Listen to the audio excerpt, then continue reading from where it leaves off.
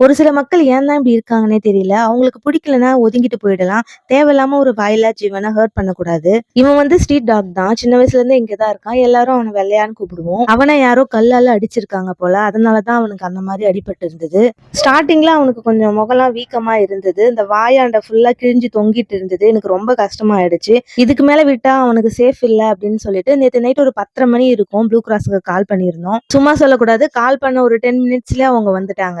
அவங்கள பார்த்து இவன் பயப்படக்கூடாதுன்றதுக்காக பிஸ்கெட் வாங்கி குடுத்துட்டே இருந்தோம். அதுக்கப்புறம் அவங்க அவன சேஃபா லாக் பண்ணி பத்திரமா தூக்கிட்டு போயிட்டாங்க. தென் அவங்க ஹாஸ்பிட்டல் போனதும் நாங்க சாப்பாடு, தண்ணி குடுத்தோம். சாப்பிட்டுட்டு தூங்கிட்டான் அப்படின்னு சொல்லிட்டு இன்ஃபார்ம் பண்ணியிருந்தாங்க.